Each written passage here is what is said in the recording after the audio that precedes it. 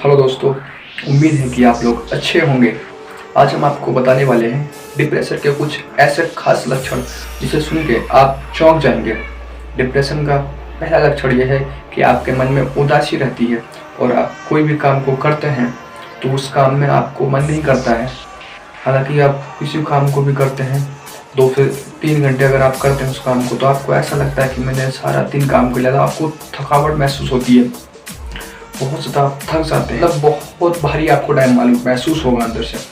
और डिप्रेशन का दूसरा यह लक्षण है कि आपके माइंड में निगेटिविटी इतनी पैदा हो जाती है कि अगर कोई दूसरा व्यक्ति आपके बारे में अच्छा सोचता भी है और अच्छा वो करता भी है, फिर भी आप उसके बारे में निगेटिव ही सोचते हैं। डिप्रेशन का तीसरा लक्षण, आप हमेशा चिंतित रहेंगे और आप यह सोचेंगे कि बस मैं अकेले तन्हाई में बैठ के कुछ सोचता रहूं। तो एक हमारी बात हमेशा याद रखना, आपके अंदर अगर यह प्रॉब्लम है, यह बीमारी है, तो आप कभी अकेले मत हैं।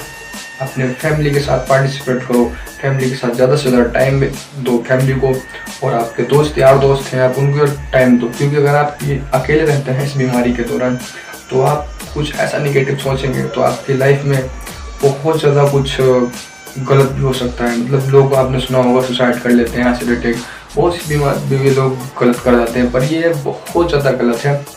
अगर आपको लगता है इन 3 टॉपिक में से जो मैंने बातें आपसे शेयर की हैं, अगर आपको लगता है इनमें से कुछ लक्षण आपको अगर महसूस होते हैं अपने अंदर, तो प्लीज़ हम आपसे रिक्वेस्ट करते हैं कि आप ज़्यादा से ज़्यादा अपने फैमिली के साथ रहें। आज हम आपको एक कहानी के माध्यम से समझाने की कोशिश करेंगे। एक गाँव में राम और श्याम नाम के 2 लड़के रहते थे। उन दोनों की मित्रता पूरे गाँव में मशहूर थी। वह दोनों एक ही स्कूल में पढ़ाई करते थे। राम पढ़ाई में अच्छा था और श्याम पढ़ाई में कमजोर और लापरवाह था। वह खेल कूद में ध्यान ज़्यादा देता था और पढ़ाई में ध्यान कम देता था। राम पढ़ाई अच्छी तरीके से करता था। राम के माता पिता राम को बाहर शहर पढ़ने के लिए भेज देते हैं।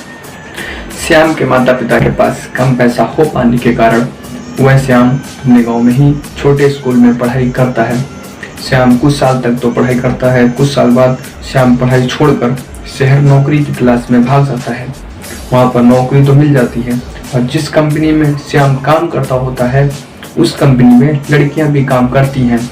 कुछ समय बाद श्याम एक लड़की से प्यार करने लगता है और जिस लड़की से प्यार करता है वो लड़की भी उससे प्यार करने लगती है। कुछ समय तक तो श्याम नौकरी करता है और कुछ दिन बाद श्याम कभी ड्यूटी आता, नहीं आता, कभी आता, कभी नहीं आता। श्याम उसको भी कंपनी नहीं आने देता था। कुछ समय तक चलता रहा। कुछ समय बाद क्या हुआ कि श्याम के पास जो पैसा था वो पैसा भी खर्च होने लगा। अब लड़की सोचती है कि इसके पास पैसा तो रहा नहीं है। लड़की जो होती है श्याम को छोड़ के चली जाती है। श्याम जिस कंपनी में काम कर रहा होता है उस कंपनी में श्याम का काम छूट जाता है, तो श्याम दूसरी कंपनी में काम की तलाश में गया होता है। अब श्याम जब वापस कमरे पर आता है तो श्याम देखता है कि कमरा तो खाली, क्योंकि लड़की तो कमरा सारा खाली करके चली गई होती है। तब श्याम देखता है इधर उधर तो कोई दिखता ही नहीं है। श्याम समझ जाता है कि लड़की भाग गई। श्याम बैठ के रोने लगता है। सारा दिन सारी रात रोता रहता है। अब श्याम यहाँ तक सोच लेता है कि बस अब जीने से अच्छा है कि मर जाना चाहिए। श्याम फांसी लगाने की सोचने लगता है। अब अकेले कमरे में है, कोई उसको समझाने वाला तो है नहीं, तो जो समझ में आ रहा है वो कर रहा है। श्याम फांसी लगाने की सोचने लगता है। तो फिर बाद में यह सोचता है कि मेरे बूढ़े माता पिता का क्या होगा, अगर मैं मर जाऊंगा तो उनको कौन संभालेगा, तो जीते जी मर जाएंगे। अब वो है घर जाने का फैसला कर लेता है और वो घर चला जाता है। श्याम के बूढ़े माता पिता श्याम को देखकर खुश होते हैं, पर उसकी उदासी देखकर फिर वह उदास हो जाते हैं और पूछते हैं, तेरे को क्या हो गया, क्या हो गया, तुझे इतना उदास क्यों है। पर श्याम कोई जवाब नहीं देता। श्याम अपने कमरे में जाता है और रोने लगता है। वहां पर सारा दिन सारी रात रोता रहता। पार्क निकल जाता, वहां पर उदास बैठा रहता। और राम भी अपनी पूरी पढ़ाई करके आ चुका होता है। राम श्याम के घर आता है। श्याम के पिता से पूछता है कि श्याम कहाँ है। श्याम के पिताजी राम को जवाब देते हैं कि श्याम पार्क तरफ गया हुआ है। राम जब श्याम से मिलने जाता है पार्क, तो राम श्याम को देख के खुश हो जाता है। श्याम वही उदास बैठा होता है। राम श्याम को उदास देखकर श्याम से पूछता है कि तुझे क्या हो गया। श्याम सारी बात अपने दोस्त को बताता है। राम सोचता है मामला तो बड़ा गंभीर है, कैसे करके इसको समझना तो पड़ेगा, क्योंकि नहीं समझाएगा तो कुछ भी कर सकता है ये। तो राम बोलता है चल घर चल, फिर कल जो होगा बताएंगे। तो राम श्याम को घर लेके जाता है। राम मन ही मन सोचता है मैटर तो बड़ा तगड़ा है, ऐसे तो ये भूल भी नहीं पाएगा उसको। अब दोस्त है, मदद तो करनी पड़ेगी। दूसरे दिन वह दोनों फिर पार्क जाते हैं। राम श्याम से बोलता है, राम बोलता है देख भाई, किसी लड़की को भूल पाना बहुत ही मुश्किल बात है। अब तो किसी को बार बार याद करेगा, क्या लगता है उसको भूलने की बजाय तो उसको याद करेगा? क्या लगता है कभी उसको भूल पाएगा?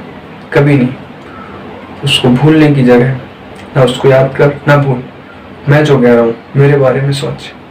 तो उसको भूलने की कोशिश मत कर, मैं जो कह रहा हूँ उसको सोच कि तेरा दोस्त क्या कह रहा है तेरे से। देखो कोई भी लड़की आपको छोड़कर कब जाती है, क्या वो आपसे झूठा प्यार करती हो, टाइम पास करती हो, या फिर आपके पैसे से वो प्यार करती हो? पैसा खत्म, प्यार खत्म। राम बोलता है देख भाई, वो लड़की तो चली गई, अब वो ना आने वाली है, तो उसके पीछे अपना टाइम क्यों खराब कर रहा है, अपना करियर क्यों खराब कर रहा है, अपनी जिंदगी क्यों बर्बाद कर रहा है? वैसे भी लोग तेरे को नाकारा निकम्मा कहते हैं, तो तू कुछ ऐसा अच्छा कर ताकि तेरे पे माता पिता तेरे को बेटा कहने में गर्व महसूस करें। श्याम बोलता है क्या ऐसा अच्छा करूं यार? बोलता है राम कि एक पेन और एक डायरी ले, जितना भी तू दिन में जो कुछ भी करता है, जो कुछ नहीं करता है, उसको सारा नोट कर ले। और मैं वादा करता हूँ कि अगर तू यह काम करना स्टार्ट कर देगा तो तू उस लड़की को क्या, किसी लड़की को भी याद नहीं करेगा, ये मैं वादा करता हूँ। और अपना एक गोल बना, लक्ष्य बना, उस पर मेहनत करना शुरू कर दे।